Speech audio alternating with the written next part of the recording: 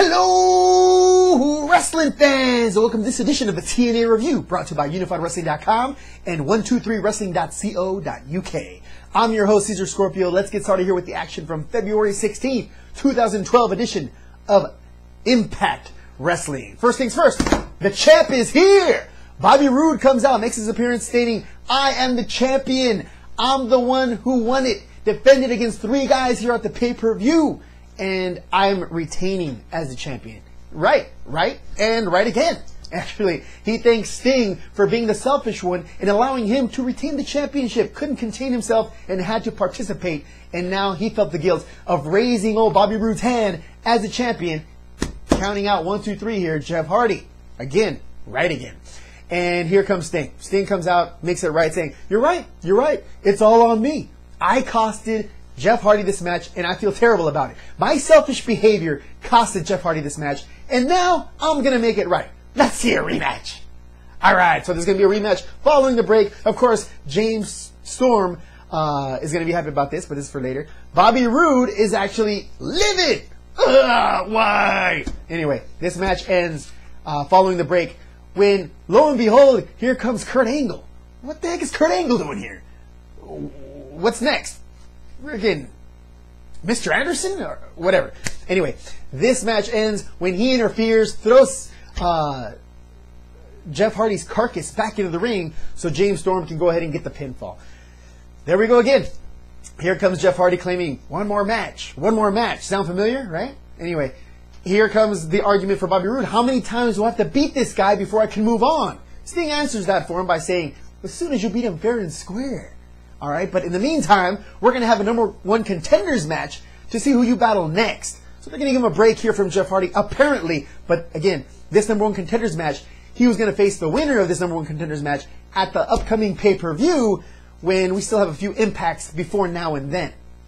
All right, so this match was going to be Bully Ray versus James Storm for the actual #1 contendership. This is going to be an interesting match. This is going to set up the main event. So this match is set for later, but after that we have an Eric Young little promo here talking about how he forgot Valentine's Day for ODB and now he's got to make it up. He makes it up later in another skit.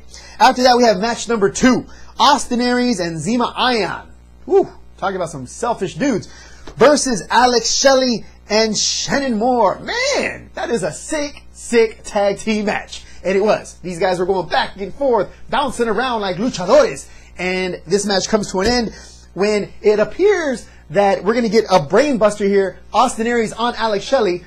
But Zema Ion goes ahead and takes over and gets the roll up and the victory on Alex Shelley. So the #1 contender here for the X Division Championship is actually stealing a victory from AA. Woo! AA is usually the guy doing the shady work. And it worked against him here. So, again, Zema Ion is the guy to beat right now in the X Division. He's got the most victories back-to-back.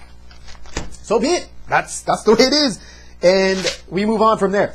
After that, we have Gail Kim coming out advising that she was going to give a title match to the Knockout who won the Battle Royal coming up here later on. And her and Madison Rayne talked about it here before they went into commercial break. After that, we did have that third match of the night, that Knockout Division Battle Royal. This was excellent. We had Tara, Miss Tessmacher, Sarita, Rosita, Mickie James, Velvet Sky, Madison Rayne, and Gail Kim there to observe. Actually, Madison Rayne was there to observe as well at the beginning, but that didn't last too long. This was a good match because we had Velvet Sky, Sarita, basically going at it here back and forth. It was very entertaining to see. And finally, Velvet Sky gets Sarita out of the ring after a hard-fought victory here in this Battle Royal. Just before Madison Rayne slides underneath the bottom rope, she was sitting with Gail Kim on the side and decides, I want to participate. The woman's wearing a dress. And that doesn't stop her from sliding in. And as Velvet Sky is celebrating, woo! Yeah! #1 contender! Oh! She gets chucked over the side here by Madison Rayne. Shady business by Madison Rayne. And here's Gail Kim. What are you doing? What are you doing? And she's like, Smash Championship coming up. So expect to see something like this in the pay-per-view. This match, they're not going to set up for any impact from here to the pay-per-view. Expect this to happen at the pay-per-view here in a few weeks to come. That should be interesting, to say the least. All right. After that, we have Eric Bischoff, Gunner, and Ric Flair with a guest, a lovely lady there, Chelsea, her name was, and decide to talk more about the victory that Gunner had against Garrett Bischoff and Hulk Hogan, stating that good riddance. He got rid of Garrett in the business of wrestling, and go ahead and be something else. You want to be an electrician? That's an honorable job. Go ahead and do that. But you step one more foot in my business, and we will snap it off. Basically, is what he said, with his strong man Gunner right to his side. So that was basically it. It was probably a little time killer. Point made. No sign of Garrett or Hogan in this Impact. But again, we did see a little sample here of the tag team champions. We're talking about Samoa Joe and Magnus. Recent crown champions defeating Matt Morgan and Crimson. Matt Morgan mostly, because Crimson is still undefeated. This advised that they will be defending their championships again in a rematch between those two men next week on Impact.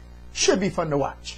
Anyway, after that, we had the actual James Storm and Bully Ray match for the #1 contendership. Oh, but before that, we did actually have Eric Young sing to ODB. Sitting is OMD to ODB. Wow. It was pretty entertaining. He does play good guitar, by the way. Eric Young, wow. Not too good with the voice. Sounds like Joe Crocker, you know, with laryngitis, but whatever. He did a good job with the guitar, and he sung to her. And it was funny what he said. Now it's time for your present. Woohoo! Keep the guitar on. That was pretty funny. So props there to ODB and Eric Young. But now let's get back here to the formalities. The main event, James Storm versus Bully Ray, #1 contendership. And this was pretty much all Bully Ray. Bully Ray owned this match from beginning to the end, knocking James Storm's sock off, pulling out his boot. Looked like a backyard wrestling match between two little brothers. But this match comes to an end when a super kick out of nowhere ends this match here. Last call for Bully Ray. And the pin, the win, there you go. Now, for no reason whatsoever, we had Brandon Jacobs, second string running back from the New York Giants, appear here on this episode of Impact. Now, it's going to be St. Pierre, but again, Pierre Paul. Pierre Paul couldn't make it, so they had Brandon Jacobs, the second string running back. Great.